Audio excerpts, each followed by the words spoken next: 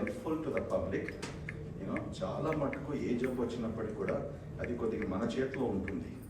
You know అది ఎలా మనం అరకట్టుకోగల జబ్బు, క్యాన్సర్ అయినప్పటికీ, గుండె జబ్బు వచ్చినప్పటికీ, లేకపోతే సిరోసిస్, లివర్ ప్రాబ్లమ్, ఇవన్నిటి కూడా పేషెంట్లో చాలా రెస్పాన్సిబిలిటీ ఉంటుంది. కేవలం డాక్టర్కి ఇది అది ట్రీట్మెంట్ చేయాలనేసి 100% మేము ఈ డాక్టర్ మంచిగా లేడు, సరిగ్గా రాసలేడు, అది కాదు. We need to make sure that individual responsibility by understanding every detail of that disease as much as possible, following it. That is chala important. Okay, so hopefully this WhatsApp channel will be very helpful, and we will make it. We will see what will be the response from the public. So, are you ready to inaugurate the WhatsApp channel? Is that the okay? All right. What am I supposed to do?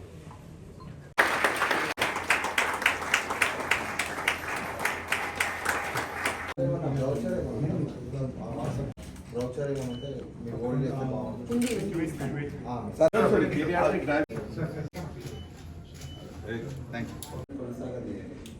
కొనసాగదీసేటప్పుడు ఈ భయాన్ని పక్కన పెట్టి మనం నడిచేదాన్ని మన జీవితాన్ని సాధనం లేదు.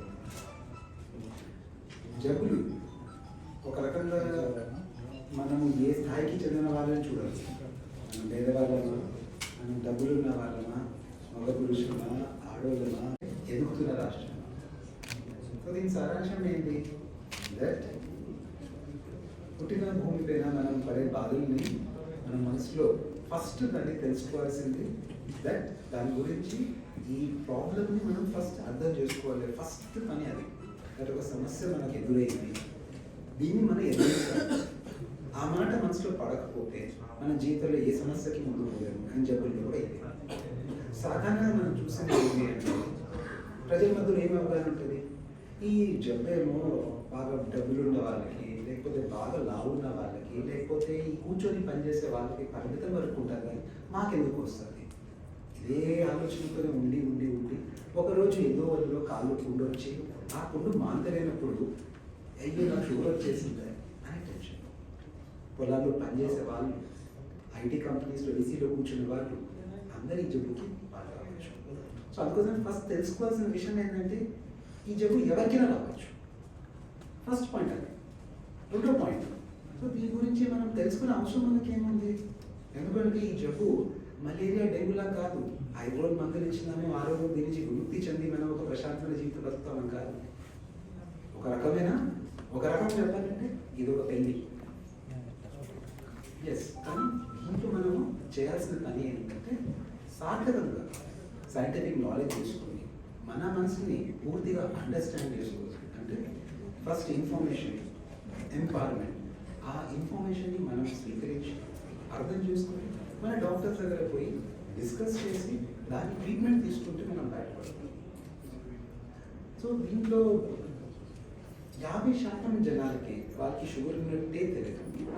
ఎందుకంటే మనకు జ్వరం వచ్చిందంటే రాత్రి జ్వరం వచ్చింది కాబట్టి పొద్దున వణుకొస్తుంది కాబట్టి మనం త్వరగా డాక్టర్ దగ్గర వస్తాం. కానీ షుగర్ అలా కాదు. ఎన్నో చిన్న చిన్న విషయాలు షుగర్కి దారి తీయచ్చు. అంటే అల్సట, ఈ ఈ ఈ వేగమైన యుగంలో మనం ఏమనుకుంటే అల్సట వచ్చిందంటే ఈరోజు నాకు స్ట్రెస్ ఉంది కదా, ఈరోజు నేను ఈ పని చేస్తున్నా కదా, పిల్లలు సతాయించేస్తున్నారు కదా, ఇదే మాటలతో అనుకుంటాం. కానీ ఆ చిన్న విషయం, త్వరగా అలసిపోతున్న విషయం కూడా మనకు డయాబెటీస్కి దారి తీయచ్చు. మూత్రం ఎక్కువపోతున్నాం, అయ్యా వర్షం పడింది కదా, నేను కోక్ తాగినా కదా, నేను బాగా నీళ్ళు తాగినా కదా, దాంతో మూత్రం ఎక్కువ రావచ్చు అనుకోవచ్చు. అలా కాదు.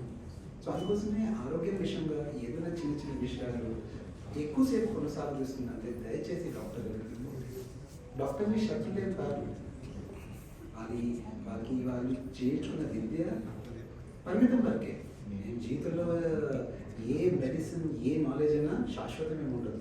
ఈ కాలంలో ఇప్పుడున్న వరకు నాలెడ్జ్ మీకు ఏం చేయలేదు, ఆ నాలెడ్జ్ మీతో షేర్ చేయడమే మా కర్తవ్యం. అంతవరకే. మందులు ఉన్నాయని చెప్పగలుగుతాం, ఆహారం ఉన్నాయని చెప్పగలుగుతాం, దీని దారి ఇందని చెప్పగలుగుతాం, కానీ నడిచేది బాధ్యత ఇది. సో మీ మనసులో ఫస్ట్ గుర్తించాల్సిన మాట నమ్మకం. ఎస్, నేను ఒక డాక్టర్ దగ్గర పోతున్నానంటే అవన్నీ చేసేదాన్ని ఫాలో చేయాలి. ఫాలో చేసినప్పుడు కొన్ని కష్టాలు రావచ్చు, అన్నీ స్మూత్ ఏముంటుంది. ఎందుకంటే పాము కరిచిన తర్వాత మనకు పాముకి ఇచ్చే మందు అది కూడా సైడ్ ఎఫెక్ట్స్ ఉంటాయి. కానీ అక్కడ మీరు అర్థం చేసుకోవాల్సింది పాము కాటు మనం చంపబోతుంది, అందుకోసమే మీకు మంది ఇవ్వాలి. పామే కరలేదు అనుకో, అప్పుడు ఎందుకు మంది ఇస్తున్నాం? ఆ చిన్న విషయం గుర్తుపెట్టుకోవాలి. Side effect side effect side effect పదంతో మనసులో ఏ దాని గురించి చెరువు తీసుకురావాలి. మందనే విషయం అంటే రోజు తినే వస్తువు కాదు, అది ఒక జబ్బుని నయం చేసేదానికి. అని నా గుర్తున్న వరకైతే చిన్నప్పటి నుంచి వరకు ఏ మందు తిన్నదానికి చాలా బాగుందని రోజు తినే కోరిక నాలో పుట్టలేదు. ఒక మందు నాకు కూడా గుర్తులేదు.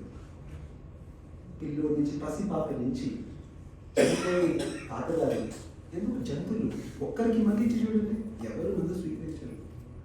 ఎందుకంటే మందు రోజు తినే పదార్థం కాదు. అని తింటున్నాము అంటే ఎందుకు తింటున్నాము, దాని ప్రతిఫలం మన శరీరంలో ఏమి, అది వచ్చే సమస్యని మనం ఎదురు చూసుకోవాలి. అది మీరు అడగాల్సింది డాక్టర్. సో మీ డాక్టర్ని మీ కంపానియన్ అంటే నమ్మకస్తున్న స్నేహితులు చేసుకుంటేనే ఈ జబ్బులో మనకు ఒక రకమైన విజయం సాధించగలుగుతాం. ఎంతో అపోహలము సర్క్యులేషన్లో ఉంటూనే ఉంటాయి, అది మనకు తెలిసిన విషయమే. ఏది నిజము ఏది అబద్ధము